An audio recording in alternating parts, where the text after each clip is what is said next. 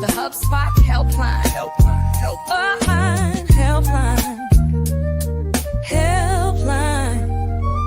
It's Rob, it's George, it's Casey, and Kyle.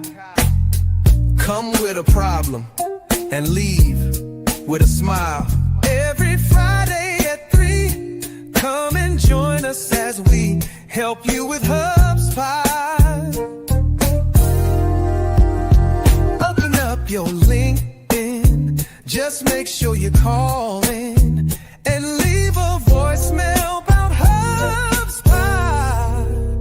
Make your Friday divine with the HubSpot helpline.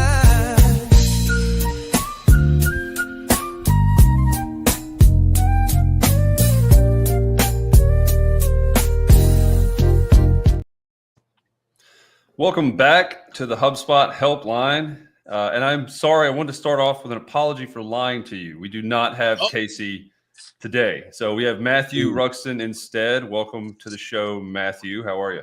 I'm doing good, Rob. How are you? Good. I assume Casey's stranded at a truck stop in Iowa somewhere. So we wish her well today. We do have Chris, who's he decided to step out of the shadows, and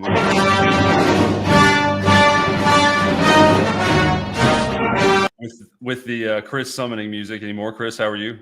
I'm doing well. I look forward to Kyle returning after his leave so that I can come back from the shadows.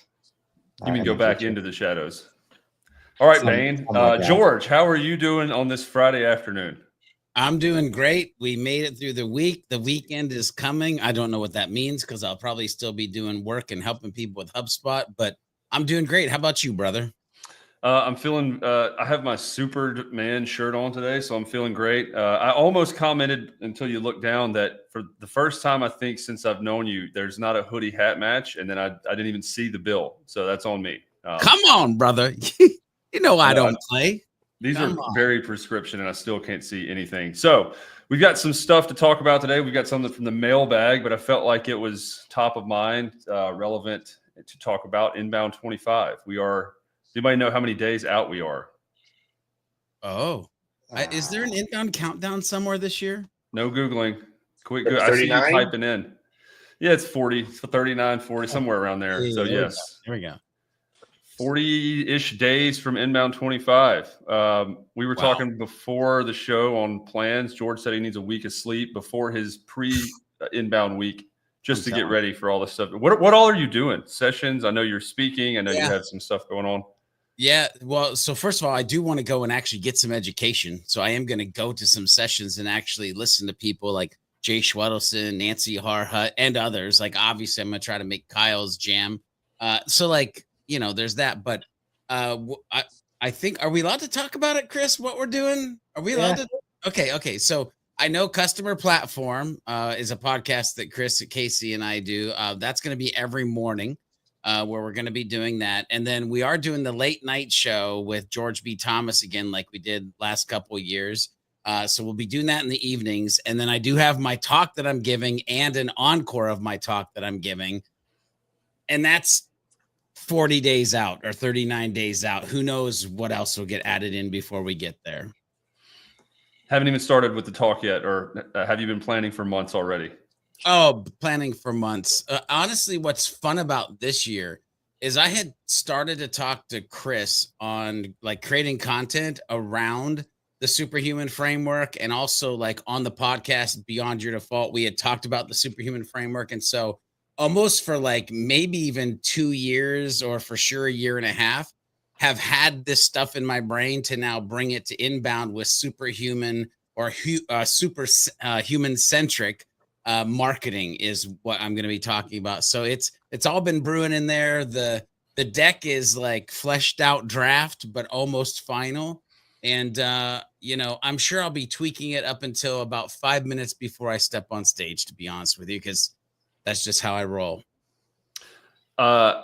Somehow that's spot on. It feels, I have to assume, but I'll ask if like the culminating event of a bunch of work that you were doing anyway and more of a presentation rather than building something just for Inbound's got to feel kind of like a pressure relief and a culminating moment, which is, I mean, it's the exact opposite of what I've ever done. So let me just kind of explain. Historically, I would give inbound 2 or 3 different talk options, and they would pick one of those, turn down the other ones, and then I would be like, great. Let me go ahead and build this from scratch. And so every year I built a new presentation from scratch. This was like, I'm just going to give you this idea. And if you turn me down, I'll probably cry and like curl up in the fetal position for like a couple weeks. But if you don't, then we're going to go with something that I'm already thinking about, already building, already talking about. And so it worked out. Inbound's like, we still love you. We'd like you to come back. And yes, that superhuman centric marketing thing sounds like it'd be the jam. So that's what we're doing. I bet they have like some automation set up that just says like, watch for the George submission and just go right into the accepted pile. No. George said, take it or leave it this year, because this is just the result of 2 years worth of stuff that's going to also be updated probably until September 2nd, 3rd, partner day 2nd. Chris, what all are you doing this year? Oh, so I'm looking forward to that morning show live from Inbound. Gabby and the team really doing a great job taking care of inbound correspondence this year, and getting to be like real correspondence. I've got an interview with her at the end of the week to do kind of a recap with her. Dope. In between, I set up a brain date yesterday, which happens to be in the impact zone, which is the same place as the spot this year. And that's where I just got to talk to Shayna Summers, who leads the spot community on the road to inbound today. And I don't know if I want to go anywhere else. Like the way she was describing it, it was like, there's going to be games, there's going to be Uno. That place is going to be the most comfortable place to sit, like, and just connect. And I love that they have some standards, like no meetings here. Like this is all about just connecting with other human beings. So that was awesome to hear about. And profoundly, it's going to be doing some fun stuff. We got a booth that we're showing up with HubSearch, and a bunch of profoundly pros will be there, and we're planning some team picks. Let's go. Oh man, it's gonna be fun. Wait, you mean you're gonna be busy? Pictures? We gotta take pictures at inbound. Oh man. Yeah, I think you'll be all right. I'll have to get you when you don't have the hat on, the slick back hair. Like it's a different George. It's professional George at inbound. Yeah. George makes any picture he's in better. I mean, that's just, it doesn't have to, whatever. He's going to be in pictures. He's going to make all those pictures better. Matthew, I pose the same question to you. What are you involved in either up until inbound or talk wise or session, or where do you attend? These guys, I think George threw in there that he's like hopefully going to get some actual education and be able to attend some stuff this year, which is, to preface your response, that's what I've always had to do, is like I'm usually working the event and I haven't gotten to experience the sessions as much as I would like to. This year, probably not going to be much different. I'll be working a booth. But Matthew, what do you got? I mean, this is technically my second inbound, which seems wild for me to say that, but my first inbound was in 23 and didn't get to 24. So like super, I was like, yeah, it's going to be great. I'm going to go at inbound 25. It's going to be in Boston. I know what I'm doing. I know I'm not going to stay in the hotel I stayed in last time. It's going to be so much closer. And like San Francisco. And I'm like, why? Why you got to change on me? I just got to So it's a lot of, I've already like done the agenda thing and gotten great. All the things I want to do are overlapping. Love that. Love how HubSpot does that every year. It's like, here's like 4 hours of nothing you wanted to attend and 2 hours of everything you wanted to attend at opposite ends of the convention center. Like, perfect. That's got to be a logistical nightmare, though. I mean, like, not to maybe they could do better, maybe not. But I mean, there's an argument to be made that if it's there and they've been selected to speak or give a session, then it's got to be of some value. That's where my mind would land. Now, if you have prep, it's like picking your favorite kid. I do have a favorite. He knows it. Shout out to my little buddy. But it's like doing that, right? A session is like, I asked Yamini in an interview one time at Inbound, I think 23, was like, what's your favorite hub? What's your favorite area? And she said the same thing. It's like picking between children. And then off the record, she may or may not have been selected. But no, I'm the only one that's done that. So yeah, we're about to dive into some questions, but I did want to ask, Matthew, you said it's your second inbound, one in Boston and one's going to be in San Francisco. This will be my fourth. So people that are more tenured veterans, is there a sentiment that's like people are ready and excited and embracing the 1 year or temporary change to go to the West Coast, or more people still questioning themselves and yelling at the sky and the powers that be about why do we have to move and change things up?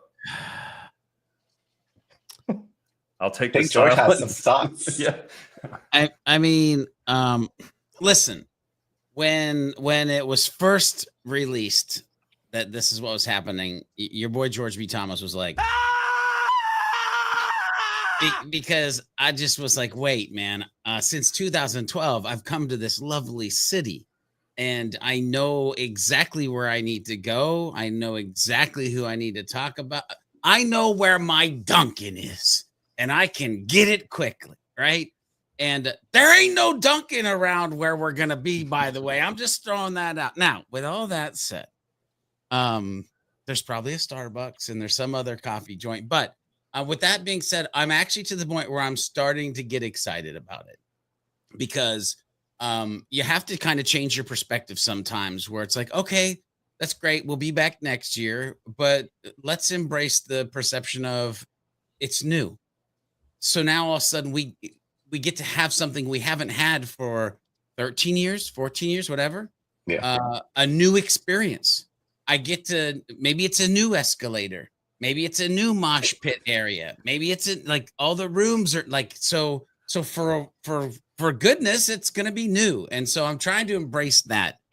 But usually still every night before I go to bed, I think about it, and that's how I fall asleep, but it's all good.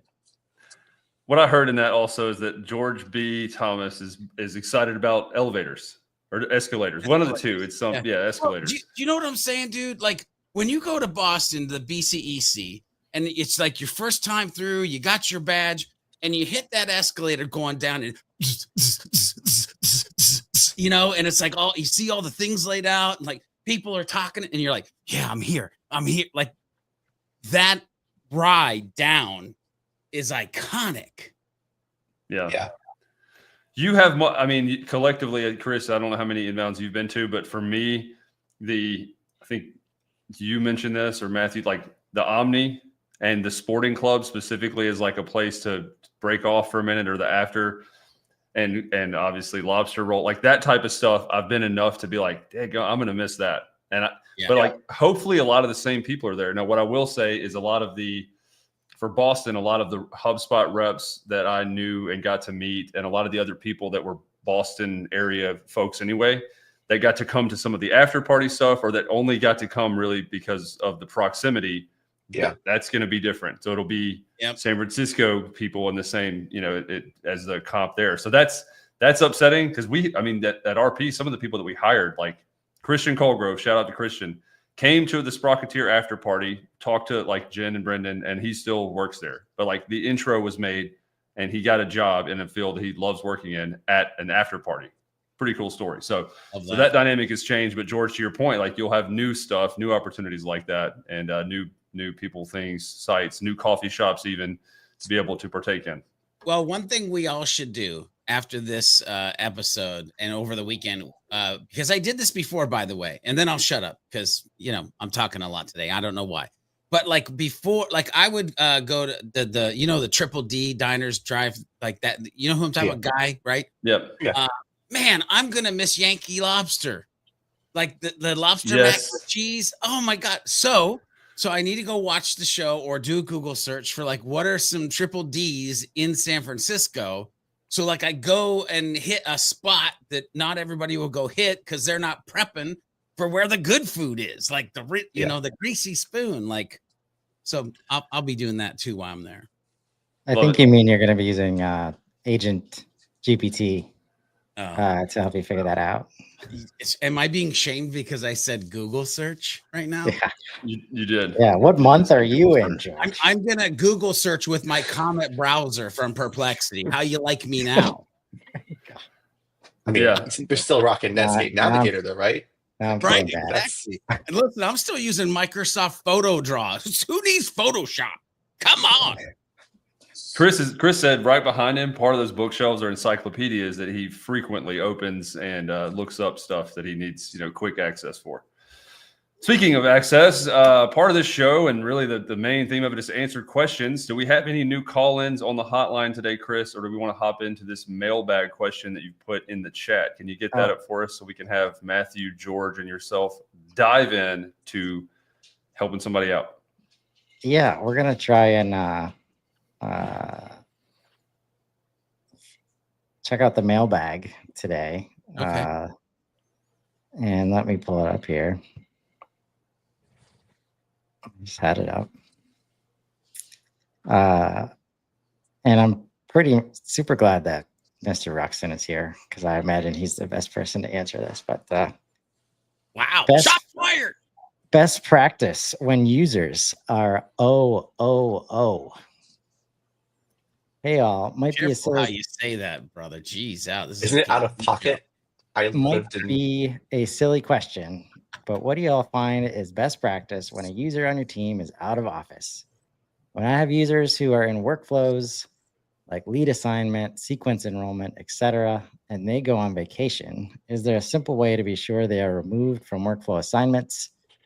I remove their paid seat, which saves me from having to go through all my workflows and remove them. Any recommendations on better ways to achieve this? So how to handle sequences, workflows, whatever automation when somebody is out of office, I assume temporarily, not something that would be 2, 3, 6 months, and they're going to be returning. Yeah. And the mentioned solution is just to remove their paid seat. Is there something easier, better? Is there a way to figure that out? What are the best practices? George, I'd ask you, but Chris already deferred to Mr. Ruxton. And so in solidarity against Chris, I assume you're not going to answer this question at all. You also might be frozen. I can't tell. There he is. Oh, George I'm not is ready. No, I'm not. It's the thinking caps. I mean, just after watching Matthew's wonderful video today, where he had everybody in his company talking about how awesome he is as an admin, assuming his company provides people with vacation. We do. I want to clarify that we have unlimited PTO, but so we actually do encounter this often. So it's funny because there's two ways that I would think about it. Removing the paid seat is not how I would have done it. That feel in my head, I'm like, if you remove the paid seat, then you're gonna have to go back in and just add. You're gonna just do the work later.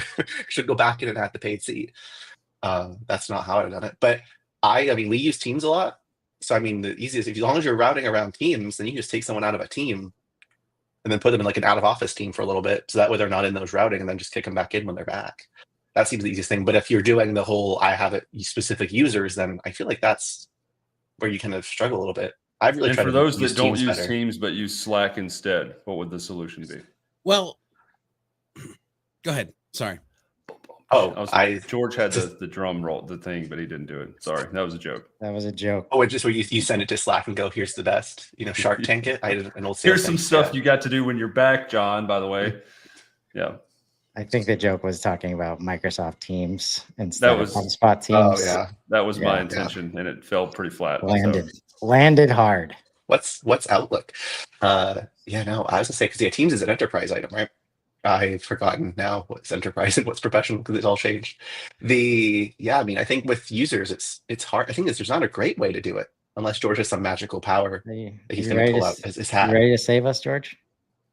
I mean, not really after the way that you introduced this thing, but if you want to share my screen, one thing I'll at least say, because not everybody is talking about the new work hours feature inside of HubSpot, is if you go to the human and go to the work hours, you do have an out of office area here. So you literally see set a same day or a future time period for out of office availability. During this time, this user's availability status will be set to away. So you can add those dates and you can literally do calendar sync out of office with your calendar, keep out of office dates in sync between HubSpot and your connected calendar. So now, does this have anything to do with automations right now? I don't think so. However, I can see because HubSpot adding work hours and because HubSpot having an out of office, it would be nice if somebody from product was paying attention to the show and said, hey,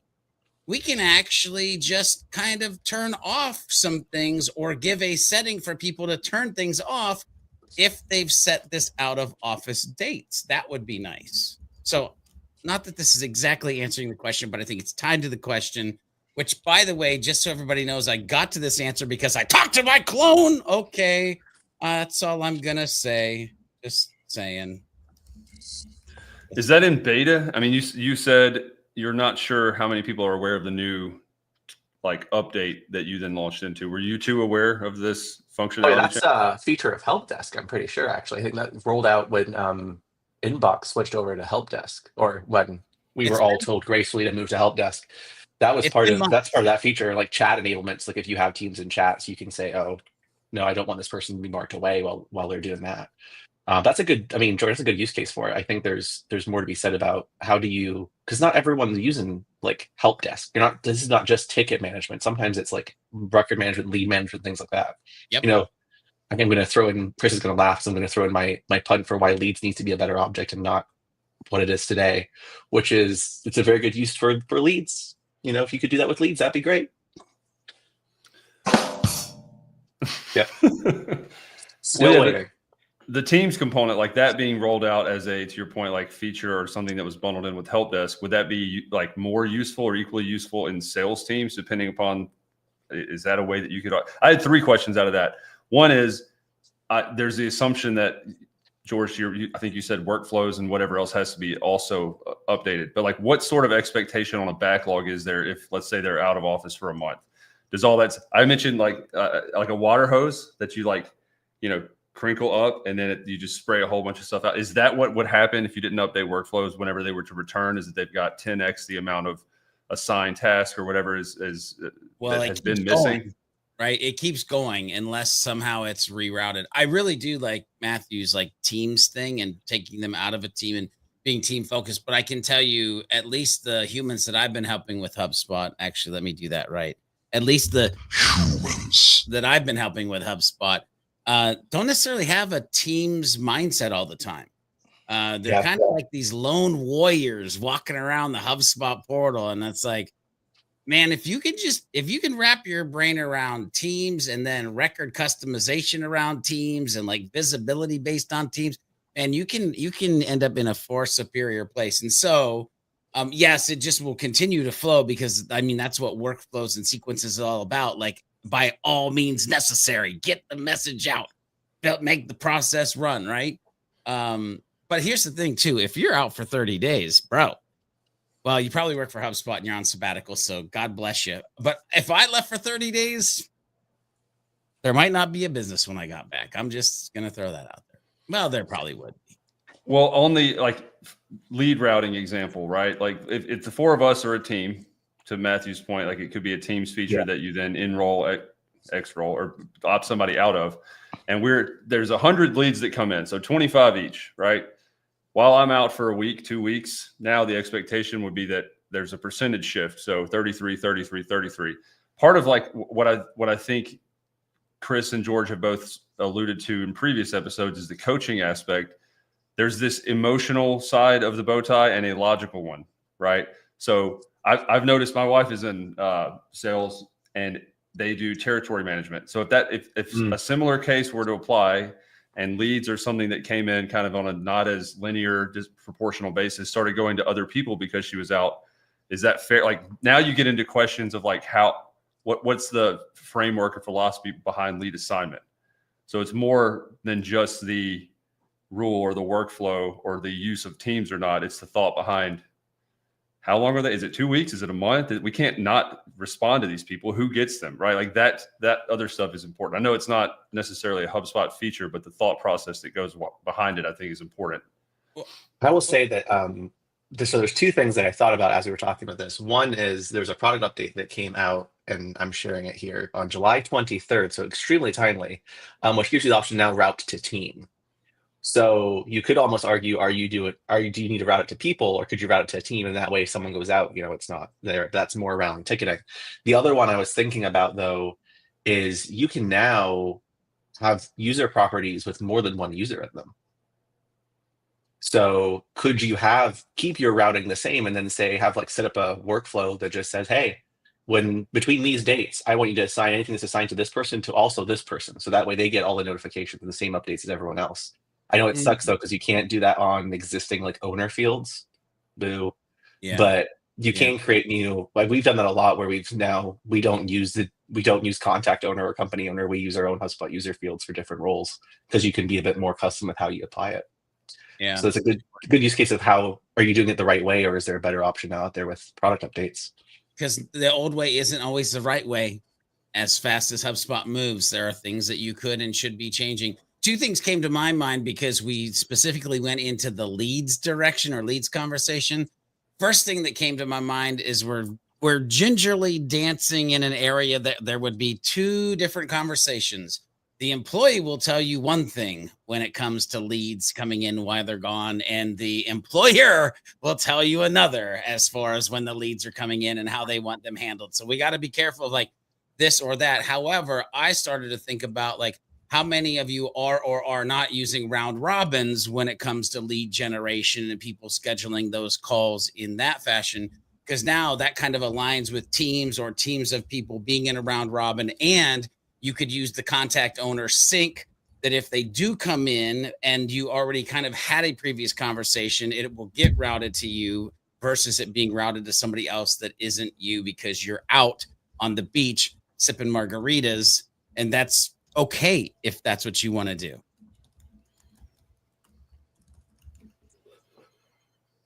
Chris, I expected a comment. You've been noticeably quiet on this matter. He's forgotten that he's not in the shadows. Yeah, you're on screen right now. We are live, Chris. He's waiting for us to talk about orders instead of leads, and then he'll jump in. Yeah, right. Not a huge fan of leads conversation. But no, I think I'm guessing the struggle here. I mean, when I was internal, the teams, the setup of teams was like not super intuitive, and there was all these extra considerations of primary and secondary, and like different people with different permission sets. But I think to George's point, like, is the team even aligned outside of HubSpot, how this stuff is supposed to be handled? And often they're not. So what I read from that request is they're just like, all right, we just need to figure it out manually. So I'm just going to shut everything off because the manager needs to look at it and then they'll divvy it out manually or something like that. But it really should match, like, however you would handle this, like if you didn't have HubSpot, like, and that person was gone that day, like who would take it? And I think traditionally it hasn't been that easy to set up those situations in HubSpot, but with the ability to use the user properties much more effectively on records so that you don't run into the issues of, can the person that is going to get it see the records that the other person owns? But also we had talked about that Teams update earlier this week, and we're already presented with a reason that you might want to route to Teams instead of users. So overall, like the user like situation has gotten significantly better in HubSpot over the past year. And even that, like George being able to pull up, there's a good chance that person might not know that you can set out of office hours, like on users, like inside of HubSpot. Right. So hopefully we do see them close that gap soon. Which, by the way, I did just use that feature as we were sitting here. I'm like, hey, I've got a great use case to use this feature. And so if Chris, you want to show, I'm out of pocket. I'm out of office September 2nd through the 5th for inbound. So now my HubSpot is smart enough to know, hey, dude's not going to be available. Maybe that by then we'll be able to confirm the impact that it has in the rest of the portal. That leads me to my very first inaugural. I wish we had an animation or production for this, Chris, but Rob's layperson question of the day with context.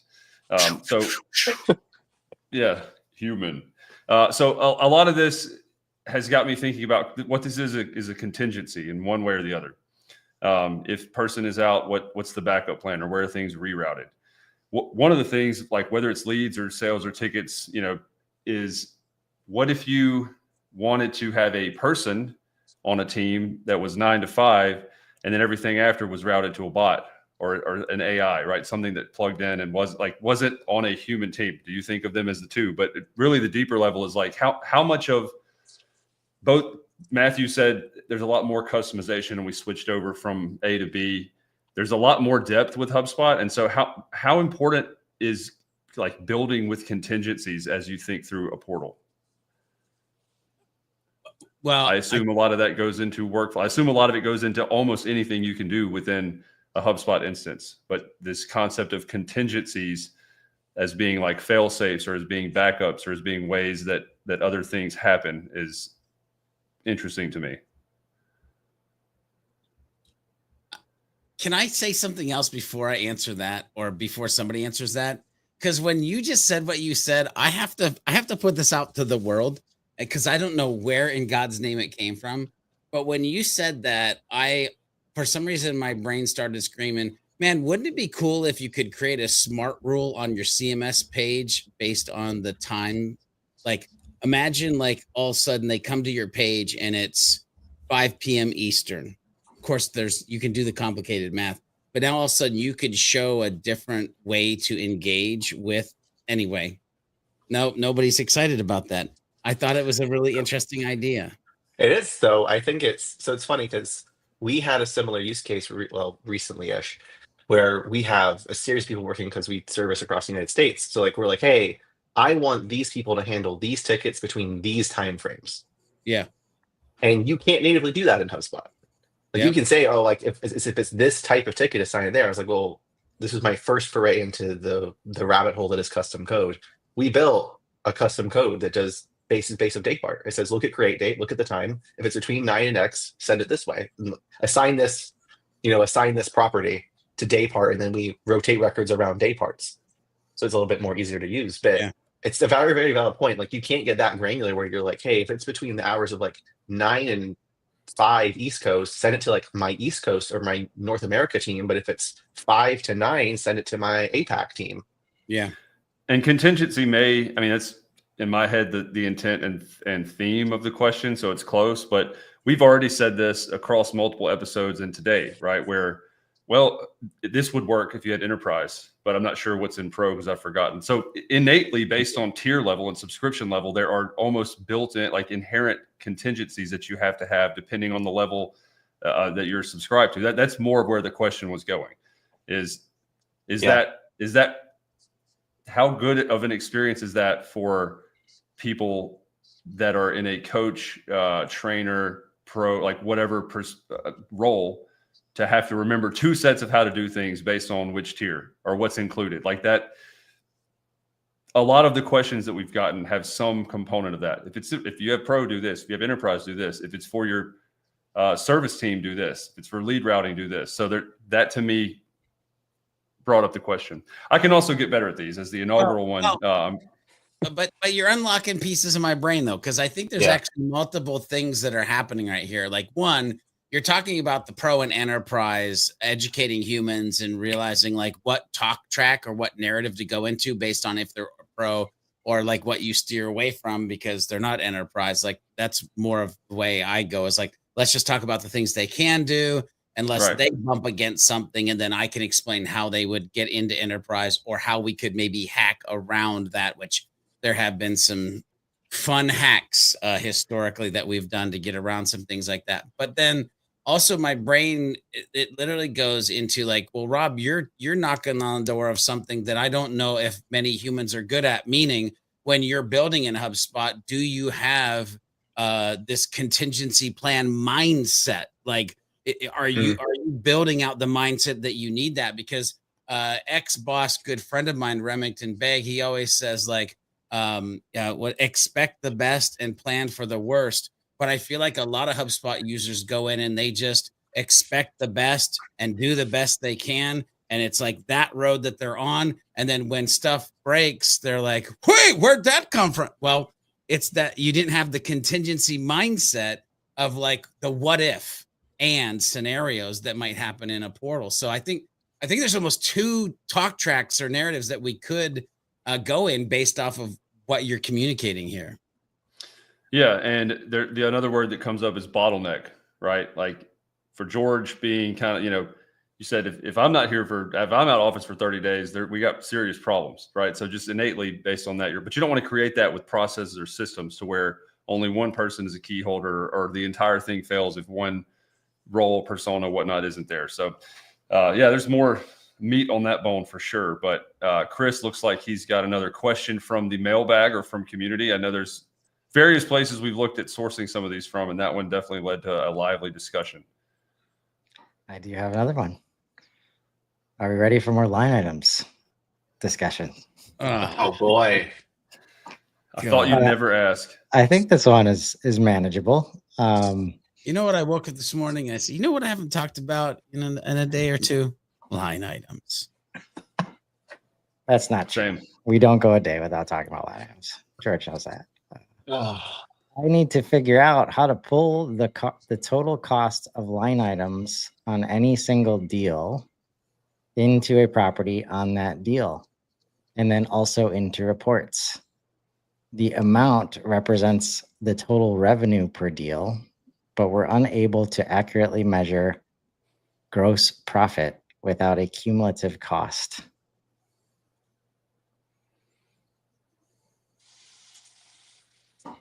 Already going down That the sounds rabbit like a formula. Well, hole. It sounds like a roll up.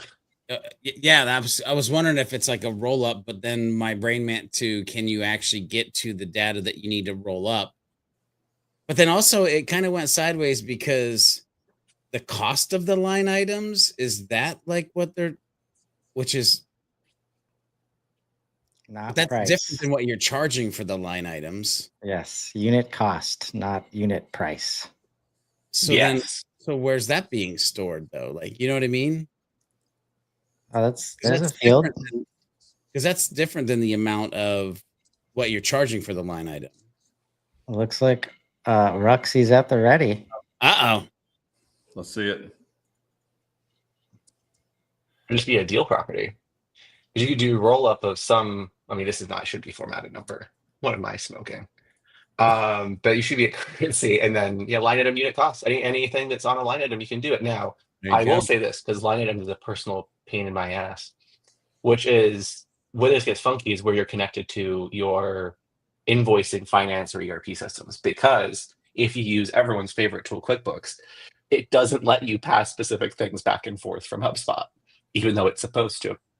So like sometimes you can't get specific properties from QuickBooks into HubSpot or vice versa. So like you got to hope that like the SKU that you make in QuickBooks allows a unit cost and that moves to unit cost, but sometimes it doesn't. But technically, yeah, you can roll up anything off of your line items as long as it's a property on the line item.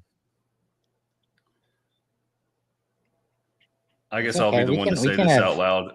We can have Right. easy ones. We can have easy ones, right? We don't need. I don't 20 understand minutes. why you would ever want this. So maybe even more clarity around the question would be helpful. What if you're talking about line items in a deal and a contract? Why would you want the unit cost and thus like the margin or profit or whatever in there, the markup, right? To me, that sounds like what they're trying to remove, which would be something that isn't like customer facing or shown. So it definitely goes into that, but it'd be more in. And I don't think this is supposed to be customer facing. I literally feel like they're trying to take this property minus that property to get like the breadth in between the two properties potentially. Yeah. No, it is just for internal understanding of gross profit. You can't do that unless you can like Have that, and that makes sense. Add Like the cost together. Okay. Yeah. So pull the total cost of line items in this case is just like to pull from our system so that we can understand it. Right. And then And we there is create back- Speak for like context. discounting too, right? Like if you were like how much is if you're doing any sort of like deal desk motion and you want to be able to say like how low is too low, like, oh, my margin is like, or my gross difference is X, and when it gets below Y, deny this deal. Especially if you're playing around with the new deal approvals logic, you might have a filter that says this doesn't have to go to approvals, but this does.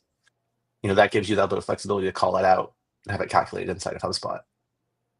Well, they had mentioned have it roll up to a property or to something on the deal, and then that would like this output would be there for them to say, like this is for all of this it's 10K, and that would be the understanding of customer facing or whatever. But it only costs us this amount that is now rolled up as like a hidden property of 8, like whatever that is. Is that more how to think about it? Okay. Yeah, I mean, what the way I would think about this is maybe that person. This is from Reddit, right? Yes. Yeah, so they're getting ready to go on Shark Tank, and they just want to be able to have their HubSpot mobile app ready and have this property so that when Mr. Wonderful asks them, "Hey, what's this?" They'll just pull up the app and be like, "It's this," and we sell it for that, and then boom, they get a deal. There you go. Yeah. Jordan is single-handedly telling everyone who goes in Shark Tank to use HubSpot. And why aren't you using HubSpot? There you go. I mean, when we get to the world of unified revenue experience, which is where the Commerce Hub team wants to go, you need to see costs of everything. And even like when the times I've talked to Max about event management stuff inside of HubSpot, the ease of being able to set up like, expense management that's always been outside of these systems, and people just can't understand how much like trade shows and events and this 50% of marketing is working and I don't know which half, like that's an excuse like anymore.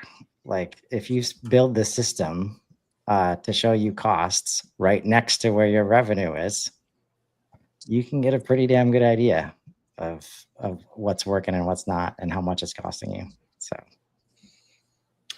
nice. Yeah, that was another good one. I feel like the looks on everybody's faces are once again not as defeated as line items questions have rendered us in the past. Matthew's your first. I feel pretty proud because like I've had some pretty gnarly line items issues about that. That's what I'm saying. Like this was a good one for your first one. The other ones have been like 20 minutes of like, well, user 869. It seems like we can't help you today. Thank you to line items. Yeah. So Chris, about quotes though. Matthew, don't even get. Chris will leave and shut down the stream if you subdue him to any more of that right now, and I don't think we want that. Oh man, but I have so many thoughts on quotes and how you can't pull public URLs out of the API to download them. Give him time. Give him time. I mean, if we were having a session on gripe moments, I got some stuff for you, but anyway. Yeah, we need a different show for that one. Yeah. I think that was the Let's Build a Dumpster Fire show. Yeah, that was Brian and Danielle's show that I was on. Yeah, we were doing that. Which is like, what's broken and why is it still broken? Yeah. I mean, there's a couple things that we could do. That two of the people on this call, Chris, if you want to go the admin route, I think we broached that subject last week and didn't really get into it. I'd love to hear Matthew's take on this, but more on the road to inbound and all of that. There's the admin topic. Unless we have another question or two to knock out before the top of the hour, we could dive into that. I'm going to let you decide since you are typically over there and now you're out here. Let's do one more because we got another CMS question over in Reddit. Okay. Also kind of like from a best practices perspective, does HubSpot CMS feel harder to manage than it should? Gotta love that framing to start with. Managing content on HubSpot CMS sometimes feels more complicated than it needs to be. Approvals, copy tweaks, publishing, and then endless Slack back and forth. I'm curious, how are you keeping things efficient? Do you stick with Google Docs plus copy paste, or have you found a smoother workflow? So no. And obviously we have not turned on voice and tone. We have not added the data sources. We have not seen the little bubble on the right-hand side where you can actually communicate inside of HubSpot. We've not dipped into projects and used that to help manage content before we've gone to these other tools. So we haven't had a unified mindset of like, how can you streamline the process and make it the easiest inside of HubSpot? Also, it's referenced under the CMS, but it sounded very much like they were talking about blogging. So how about website pages and landing pages and how dope they are as well? Not to mention content staging, so you can actually build the stuff and make it look dope before you send it to the world. Anyway, I'll shut up. I'm just gonna ditto on George there. But I mean, like, there's probably, I was gonna say, it sounds like you're just not using like internal commenting, like commenting on dashboards, like that's similar. But I'm like, commenting on dashboards is how I get members of leadership to tell me there's a problem. I'm like, 'cause they're not gonna submit a ticket or they're gonna Slack me randomly. I'm like, go to the report and tell me what's wrong with it right here and then, and I'll go deal with it. But yeah, no, internal commenting is the way to go. Get out of Slack. And they mentioned approvals too. I wonder if they're actually using any of the, like, I'm using air quotes because they're not new, but new like approval processes for content as well. Like, are they talking about like the difficulty of manually getting it approved? Because there's a process for that you can flip a switch for as well. Like, man, from somebody who historically had to deal with like WordPress or even back in the day, .NET Nuke and Joomla, like HubSpot CMS is like, let's see. Jesus, my wife, my kids, HubSpot CMS. Like, let's just throw it out there like that. That's a shirt right there. Shout out to the first comment on Reddit in response to this. Honestly, it sounds like you have an internal process issue, not a HubSpot issue. A people problem, not a platform problem. Yeah. That's exactly where my head went. Is not the two places. One, hard compared to what? What else have you? So that was first, but shout out to Caleb Phillips. Talked with that guy the other day. He's really sharp, and he has a what I thought was a pretty useful framework, and it's process people tool. All right, and then whatever else comes after that. The point is, like, it's hard to blame the tool whenever we have more questions on the process and documentation and like how that works. So before you can even make a determination whether HubSpot CMS is harder to use or easier to use or whatever that, shout out to the comment, as Chris said. It seems like you're not there yet. What else, what's your experience level like? If this is your first time ever building anything with CMS, it might not be the absolute easiest thing to do, but comparatively, it's, so that's what I was thinking too, George. Good feedback. Yeah, thank you. Good feedback from the Reddit comment. I mean, I love me some CMS. I wish more people would understand the power of the CMS. Yeah. Chris, any other mailbag, drop bag, Reddit comments or comment threads to get into? Even seeing I found myself doing this to try to source questions for like super debates for the show and other places, is reading some of the comments and how other people have tried and either successfully solved, like you think Carson, or not solved a problem, almost indicates, and Chris will love this, like the level of confusion or lack of training or expertise on certain problems, right? So you can almost rank them by engagement is one way, but how many people have chimed in and said following? I don't know either. Would love for somebody to finally figure this out. And unfortunately, most of the ones that fall in that category we're aware of, right? Like CPQ, line I, all of that. Is there anything else in that avenue that we've been hearing more and more of last week, 2 weeks, 3 weeks? To Matthew's point earlier, this is a timely update as it happened 2 days ago on 7/23. So really the crux of this whole thing is what has changed? What do people need to know? Here's a helpful HubSpot. There we go. Yeah. So this morning, Chris and I talked about some dope-ish. The fact that you can now add external social media to your HubSpot campaigns. That was like one where if people don't know that, they need to know that from like just a campaign social reporting. There was actually 3 social updates to this morning to the tool. And so I think people need to realize if they've tried the social tool historically and been like, it might be time to like retry it, because between everything that's happening with the captions and the AI and the approvals, because that was another update I think this morning, Chris, was social media approvals, and like you might not want to sleep on that too much longer. I really feel like HubSpot's heading in a direction with that set of tools. And if you're not using the social agent, by the way, social media agent, my gosh, what are you doing? What are you doing? Yeah. Do you mean especially with the content tools, like in general, like, cause that's always been a huge headache for teams the back and forth is real, like that this person was talking about, almost unrelated to whatever tool you're using. There's been nothing to where like it makes sense to have the people that you need to comment on the thing to come into the place where they could do it directly. So you got to create all these other spaces to share comments. And now it's get your team to HubSpot, like find a way. Yep. And that's where hopefully if your team is customer facing, if your leaders care about revenue, like find ways to make HubSpot like matter to them. And then all of a sudden they're in the same place that you need their help editing captions for social posts. You can do that right inside of HubSpot now. Timeline video editor clips in HubSpot now. Like, come on.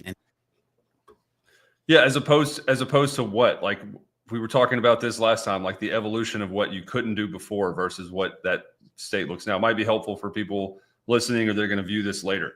So even the centralization of, like, we talked about seats, and it was a big gripe for a lot of reasons. Like, these people don't even have seats. They shouldn't have to be assigned a seat to be able to do this thing. Now you're saying it's centralized to where the marketing team, whoever needs to comment and make corrections, has access to do that in HubSpot, not on a Google Doc or whatever somewhere else now. That is the state now. Yep. Yeah. That wasn't the case before. No, the amount of like Teams chat or Slack chat or Google chat or smoke signals or courier pigeons that you have to send out to communicate with your team are far less if you just get everybody in the muscle memory of using the tools in HubSpot to be able to comment on anything that you're working on.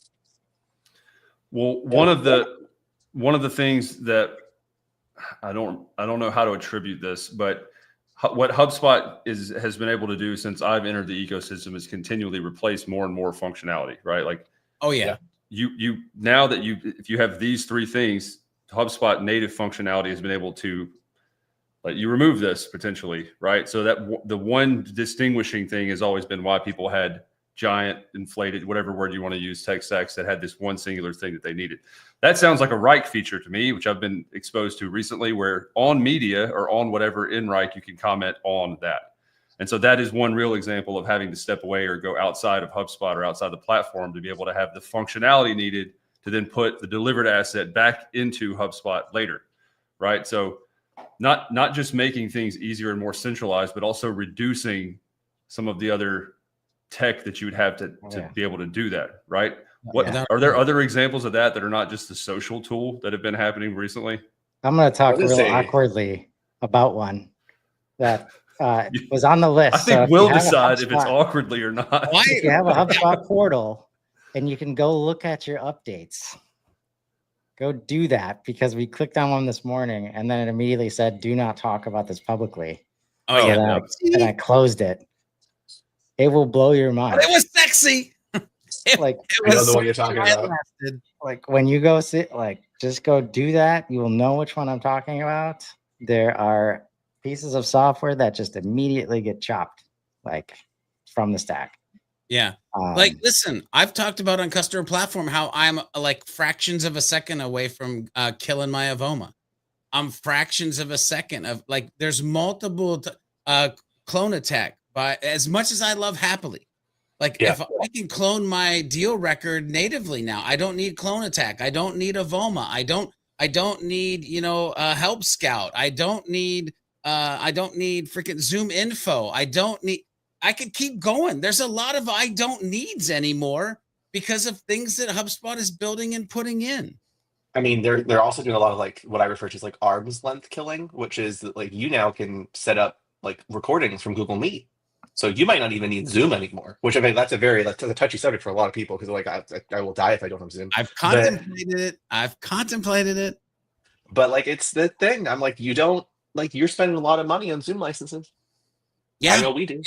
If Google Meet would just add one feature, I'd be Gonzville. I just need him to give me a little pen so I can draw on the screen because I teach people how to do ish. And Google Meet, there's no real easy way with downloading this Chrome extension that halfway ever works sometimes. Like, but if Google Meet adds that little feature, Zoom, see ya.